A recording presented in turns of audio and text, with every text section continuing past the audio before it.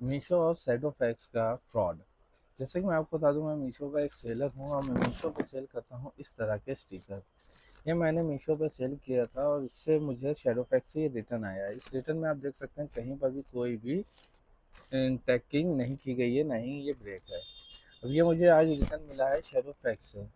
ये आर्टिकल मैं सेल ही नहीं करता हूँ जो आर्टिकल मुझे रिटर्न मिला है। अब इसमें आप शेडो फैक्स की बदमाशी देखिए।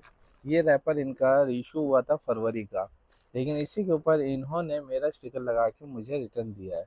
अब मैं इसका क्लेम करूँगा मीशो पर।